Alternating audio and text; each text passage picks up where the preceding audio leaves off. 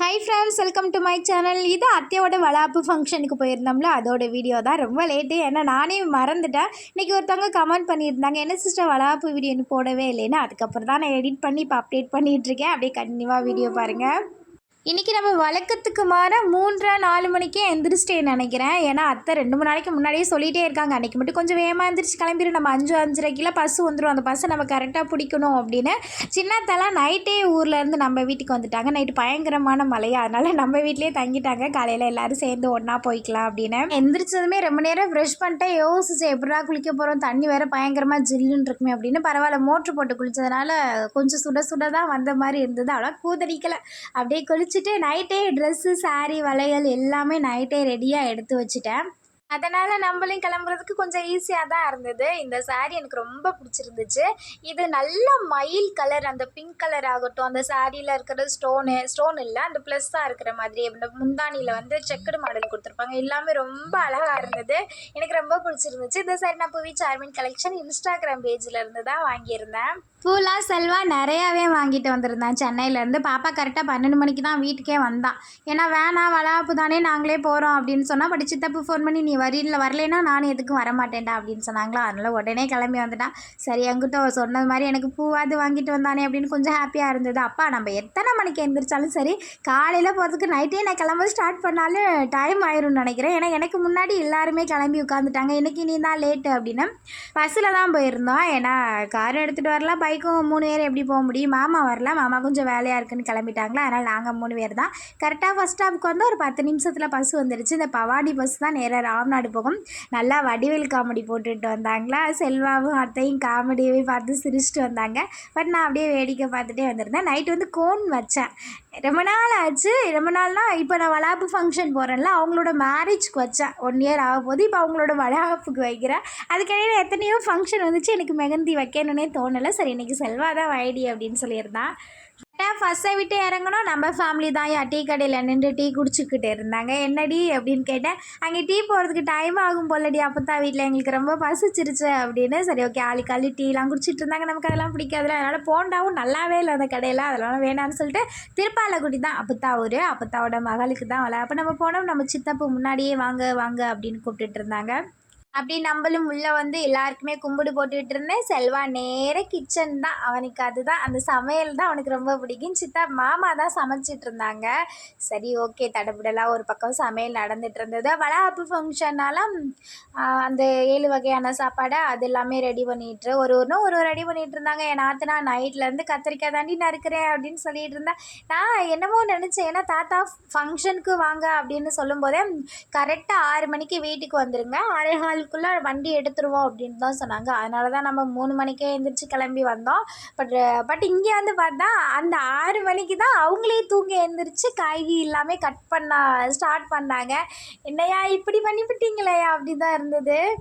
சரி, பொம்பளைங்கள் கேர்ள்ஸ் எல்லோரும் கிளம்புறதுக்கு ரொம்ப டைம் ஆகுமா, அதனால் நீங்கள் எல்லோரும் மாடியில் போய் கிளம்ப ஸ்டார்ட் பண்ணுங்க அப்படின்னு சொல்லிவிட்டு சித்தப்பா, அண்ணன் மாதிரி செல்வா எல்லாருமே கிச்சனில் நின்று சமைச்சிட்டு இருந்தாங்க. நம்ம அப்படியே மாடியில் போய் ஆளுக்காளு ஒரு ஆளாக கிளம்ப ஸ்டார்ட் பண்ணிட்டாங்க.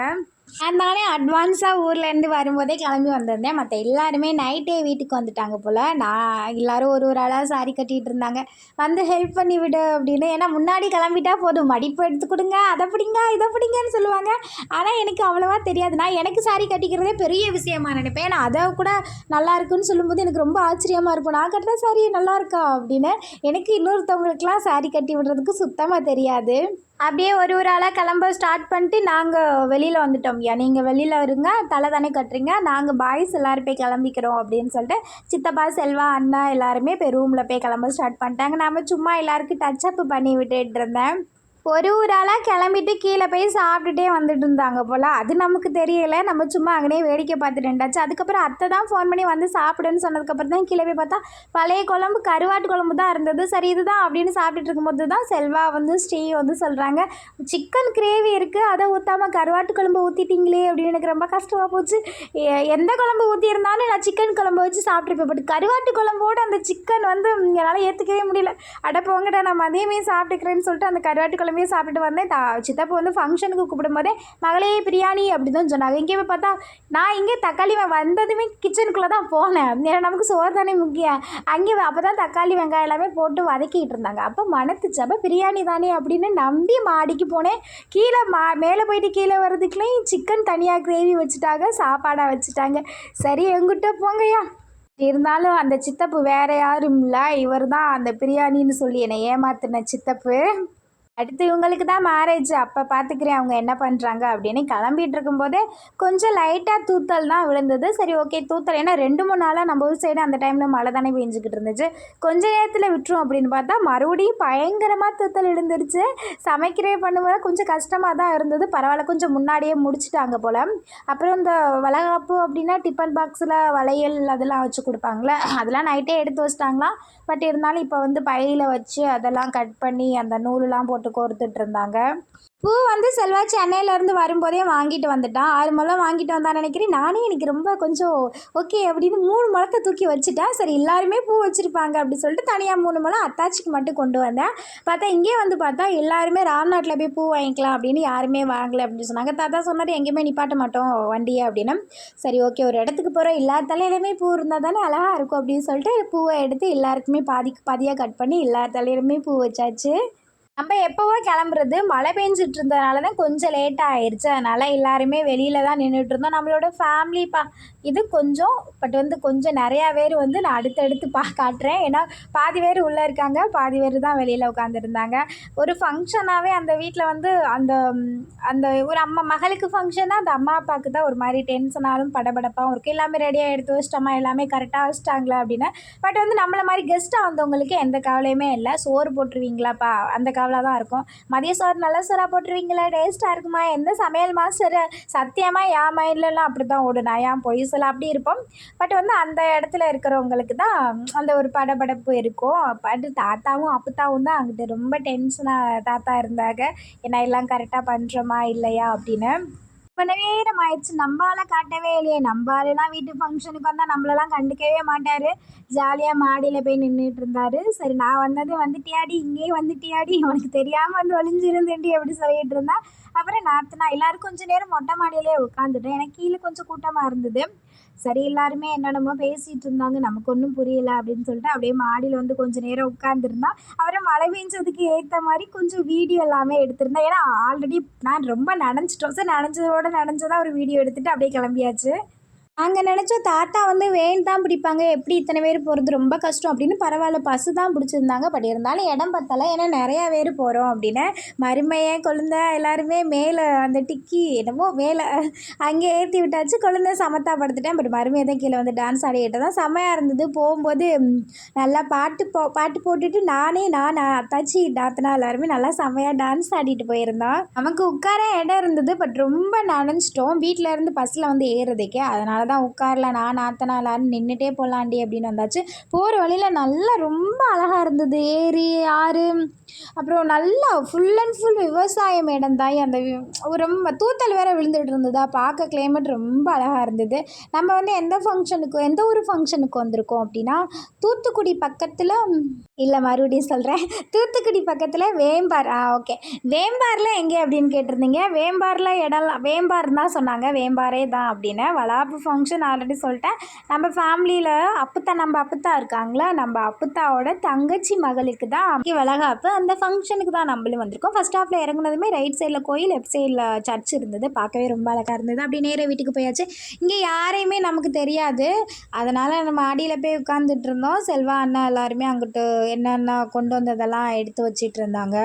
அதுக்குள்ளேயும் கீழே வளாப்பு போட ஸ்டார்ட் பண்ணிட்டாங்க அப்படின்னு அத்தை கூப்பிட்டாங்களே. எனக்கு செல்வா கூட இருந்தால் நல்லாயிருக்கும் அப்படின்னு தோணுச்சு. அதனால் அன்பும் அண்ணன் வரட்டும் அப்படின்னு நாங்கள் 2 பேரும் மட்டும் நின்றோம். மற்றவங்களாம் வளாப்பு போட்டுட்டு இருந்தாங்க. இந்த ஃபங்க்ஷன் எல்லாருக்குமே ஸ்பெஷல் தான். ஏன்னா கல்யாணம் ஆனதுமே எல்லாருமே கேட்க ஆரம்பிச்சிருவாங்க, என்னம்மா இன்னும் சும்மா தான் இருக்கியா அப்படின்னு. இது மாதிரி விஷயம் வந்து உடனே கிடைக்க போகிறதில்ல, கடவுள் உடனே கொடுக்கலாம். 5 வருஷம் 25 வருஷத்துக்கு அப்புறம் நான் குழந்தை பெற்றவங்களை பார்த்துருக்கேன். கொஞ்சம் வெயிட் பண்ணலாம். ஏன்னா ஒரு சில பேர் குட் நியூஸ் இருக்கா, சும்மா தான் இருக்கியா, என்ன இப்படி இருக்கா அப்படின்னு கேட்குறத கூட நான் ஏற்றுக்கிடுவேன். பட் வந்து நீ இன்னும் ஹாஸ்பிட்டலில் போய் பார்க்கலையா அப்படின்னு கேட்கும்போது எனக்கு அது ஒரு மாதிரி இருக்கும். ஏன்னா நமக்கு நமக்கு பாப்பா பிறக்கல அப்படி நமக்கு ஏதோ ஒரு பிரச்சனை இருக்குது அப்படின்னா அவங்களே முடிவு எடுத்துக்கிருவாங்க. அது எனக்கு ரொம்ப கடுப்பாக இருக்கும். இன்னொன்று வந்து நீங்கள் தான் ரொம்ப அதிகமாக கேட்குறீங்க. நீங்களே முடிவு பண்ணிக்கிறீங்க. இல்லை நீங்கள் கன்சீவாக தான் இருக்கீங்க அப்படின்னு. இருந்தால் நான் சொல்ல மாட்டேனா சொல்லுங்கள். இந்த வீடியோ எத்தனை பேர் பார்க்குறீங்கன்னு தெரியல. கொஞ்சம் பார்க்குறவங்கள அதை மட்டும் கேட்குறத நான் கொஞ்சம் அவாய்ட் பண்ணிக்கோங்க. ஏன்னா எனக்கு மேரேஜ் ஆகி 2 வருஷம் தான் ஆகுது. நானும் செல்வம் 13 வருஷமாக லவ் பண்ணேன். அந்த 13 வருஷத்தில் எவ்வளவோ பிளான் பண்ணியிருக்கோம். இன்னொன்று வந்து என் ஃபேமிலி மெம்பர்ஸே என்னை கேட்க மாட்டாங்க. என்னம்மா ஏதுமா அப்படின்னு நிறைய ஃப்ரீடம் கொடுப்பாங்க. நம்மளோட லைஃப் நம்ம தான் அடுத்த ஸ்டெப்பு எப்போ எடுக்கணும் அப்படின்னு அது நம்ம கையில் தான் இருக்குது அப்படின்னு. ஏதாவது குட் நியூஸ் இருந்துச்சுன்னா நான் கண்டிப்பாக உங்ககிட்ட சொல்லுவேன். ஓகேங்களா? ஓகே, அடுத்து நம்ம சாப்பாட்டுக்கு போயிடலாம். கொஞ்சம் வளவலன்னு பேசிட்டோனோ. சரி, ஓகே, வாங்க நம்ம சாப்பாட்டுக்கு போயிடலாமா? ஆல்ரெடி சொல்லிட்டேன் எனக்கு தான் பிரியாணி இல்லை அப்படின்னு. நெய் சோறா தேங்காய் சாதமானு தெரியல, நெய் சாதம் தான் நினைக்கிறேன். எனக்கு நெய் சாதம் தேங்காய் சாதம் அந்த சாதம்லாம் பிடிக்காது. அதனால் நம்ம அவ்வளோவா இன்ட்ரெஸ்ட் எடுத்து சாப்பிடலைன்னா எனக்கு பயங்கரமான பசி ருசி அறியாதுடா கைப்புல்லாக சாப்பிட்டுடா அப்படின்னு அப்படியே சாப்பிட்டாச்சு. அப்புறம் அந்த 7 வகையான சாப்பாடில் வந்து தயிர் சாதம், அப்புறம் ஏதோ பொங்கல், புளியோதரை, கத்திரிக்காய் வச்சுருந்தாங்க. சரி, ஓகே, அது என்னென்னு எனக்கு தெரியல, அதை விட்டுருங்க. நாங்கள் வீட்டிலையே சமைச்சே கொண்டு வந்துட்டோம். ஊர்லேயே சமைச்சு அங்கேருந்து எல்லாமே ரெடி பண்ணி கொண்டு வந்துட்டு மொத்தமாக எல்லாருக்குமே சாப்பாடு பரிமாறியாச்சு. நல்லா இருந்தது, ஆனால் ஜாலியாக இருந்தது. அப்படியே கை கழுவுற இடத்துக்கு வந்தால் அங்கே நல்லா பன்னிக்குட்டிங்க நிறையா குட்டி போட்டு இருந்தது. ரொம்ப அழகாக இருந்தது. எனக்கு வந்து சின்ன பிள்ளையில பன்னிக்குட்டிலாம் ஒரு மாதிரி அருவருப்புப்படுவேன். பட் வந்து இந்த மாமன்னன் மூவி இருக்குல்ல, அந்த மூவி பார்த்ததுக்கப்புறம் தான் எனக்கு அந்த பன்னிக்குட்டியே பிடிக்க ஸ்டார்ட் ஆச்சு. ஏன்னா நமக்கு பிடிக்காத ஒன்று வந்து இன்னொருத்தவங்களுக்கு ரொம்ப பிடிக்குது. ஒரு எமோஷ்னலாக இருக்கும்போது அது அப்போ தான் எனக்கு அதுவே நான் ரசிக்க ஆரம்பித்தேன் அந்த பன்னிக்குட்டிவே. அதுக்கு முன்னாடி நானே ஒரு மாதிரி தான் ஃபீல் பண்ணுவேன். ஓகே, அது அங்கிட்டு விளாண்டுட்டு இருந்தது. என் மருமையை கூட்டிகிட்டு போய் என்னை போய் காட்டிகிட்டு இருந்தான். கொஞ்சம் நேரம் அங்கனே உட்காந்து பேசிட்டு ஃபஸ்ட் ஸ்டாண்டுக்கு போயிட்டோம். ஏன்னா அங்கே தான் கொஞ்சம் ஃப்ரீயாக இருந்தது அப்படின்னு. அங்கே கிளி சோசியம் பார்த்துட்டு இருந்தாங்க ஒரு தாத்தா.